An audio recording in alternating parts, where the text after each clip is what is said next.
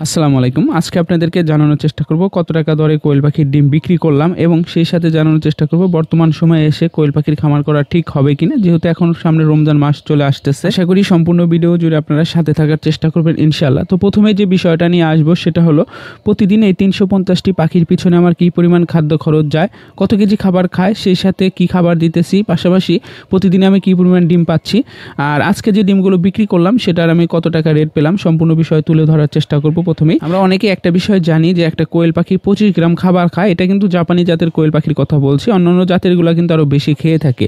তো 20 থেকে 25 গ্রাম একটা কোয়েল পাখি খাবার খায় জাপানি জাতেরটা। তো 350টি পাখি আমার প্রতিদিন খাবার খায়, 25 গ্রাম করে ধরে নিলে 8750 গ্রামের মতো হয়, অর্থাৎ আমি 9 কেজি ধরে নিলাম।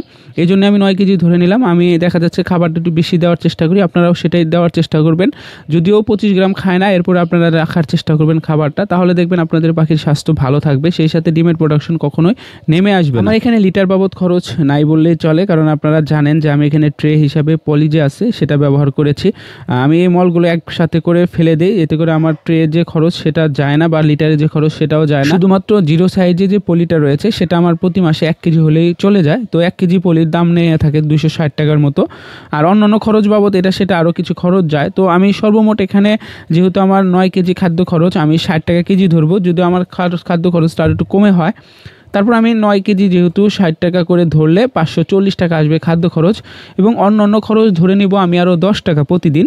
যদিও আমার অন্যান্য খরচ 10 টাকাও যায় না, এরপর আমি ধরে নেব 10 টাকা, তাহলে আমাদের 550 টাকা হচ্ছে প্রতিদিনের খরচ। এবার কথা হচ্ছে যে আমি প্রতিদিন কী পরিমাণ ডিম পাই। আমি যেটা সর্বনিম্ন ডিম পাই সেটা হলো 7 কেস। আর আপনারা জানেন যে কোয়েল পাখির ডিমের যে কেস সেটাতে 42টা করে ডিম থাকে, তাহলে 7 কেসের ডিমের সংখ্যা দাঁড়ায় 294 পিস। 294 পিস ডিম আমি প্রতিদিন পাই সর্বনিম্ন, আর কি এর চেয়ে বেশি পেয়ে থাকি মাশাআল্লাহ। যে দরে বিক্রি করি সেই বিষয়টায় পরে আসতেছি, তার আগে আপনাদেরকে একটা বিষয় ক্লিয়ার করি যে বর্তমান সময়ে এসে কোয়েল পাখি পালন করা ঠিক হবে কিনা। অনেকেই প্রশ্নটা করতেছেন, অনেকেই মেসেজ করতেছেন, অনেকেই চিন্তায় রয়েছেন।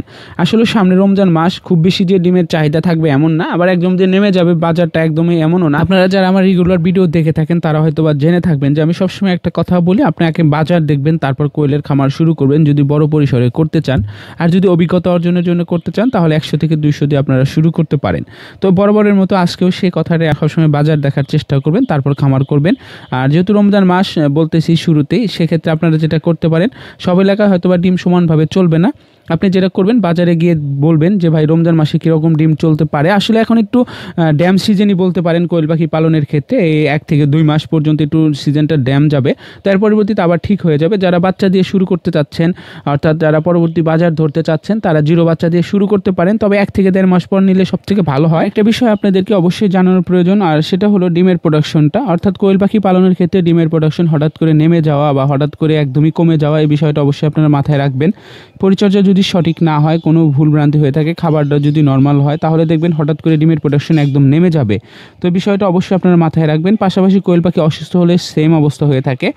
আপনারা এই জন্য যেটা করবেন, খাঁচায় কোয়েল পাখি পালন করার চেষ্টা করবেন। খাঁচায় কোয়েল পাখি পালনের ক্ষেত্রে কিন্তু কোয়েল পাখিদের ডিমের সেটার চাহিদাও বেশি থাকে, পাশাপাশি কোয়েল পাখি কিন্তু অনেকটা সুস্থ থাকে আলহামদুলিল্লাহ বলতে পারেন। এবার আসবো মূল আলোচনায়, অর্থাৎ বিক্রির যে বিষয়টা সেটা ক্লিয়ার করবো আপনাদের মাঝে। তার আগে একটা কথা আপনাদেরকে না বলে নয়, কে কোথা থেকে আমার ভিডিওটা দেখলেন অবশ্যই কমেন্ট করে আপনারা জানাবেন। আমি ভিডিওগুলো তৈরি করে থাকি জামালপুর জেলার সরিষাবাড়ি থানা থেকে, সময়ই ডিমগুলো পাঠিয়ে দেওয়া হয়। তো আজকে যেহেতু আমি নিজে যাচ্ছি, সেক্ষেত্রে ভাবলাম আপনাদের মাঝে একটা ভিডিও দেওয়া প্রয়োজন, আর কত টাকা দামে বিক্রি করতেছি সেটাও অবশ্যই জানানোর প্রয়োজন। তো জায়গা ভেদে বাজারটা কম বেশি হয়ে থাকে। আমাদের বর্তমান বাজার চলতেছে 3 টাকা করে, আমি 3 টাকা করে বিক্রি করতেছি আলহামদুলিল্লাহ। আর শুরুতে যে হিসাবটা আপনাদেরকে দিয়েছিলাম প্রতিদিনের যে খরচ সহ, যে আমি খরচটা ধরেছিলাম 550 টাকা, এবং আমি যেহেতু 7 কেজি ডিম পেয়ে থাকি, তো এটার থেকে অবশ্যই বিক্রয় মূল্য বাদ দিয়ে আপনাদেরকে জানানোর প্রয়োজন। তো আমি ডিমের যে বিক্রয় মূল্যটা পেলাম 7 কেজি ডিমের, সেটা হলো 882 টাকা। এখান থেকে যদি আমি খরচটা বাদ দিই 550 টাকা প্রতিদিনের, তাহলে আমার প্রতিদিন 332 টাকা করে থাকতেছে সর্বনিম্ন আলহামদুলিল্লাহ বলতে পারেন আপনারা। এখানে যে এরকমই থাকবে বিষয়টা এমন না, এটা কিন্তু খরচটা কম বেশি হতে পারে, তবে অবশ্যই এখানে কিন্তু জায়গা ভেদে, অর্থাৎ আপনার এলাকা ভিত্তিক কিন্তু বাজারটা কম বেশি হয়ে থাকে, সেই বিষয়টা অবশ্যই মানার চেষ্টা করবেন। আর এখানে যে আপনাদেরকে এটা সেটা বলে বোঝানো হয়েছে বিষয়টা একদমই এমন না। সম্পূর্ণ ভিডিও যারা দেখলেন আশা করি সম্পূর্ণ বিষয়টা বুঝে যাবেন। ভালো থাকবেন সবাই, আসসালামু আলাইকুম।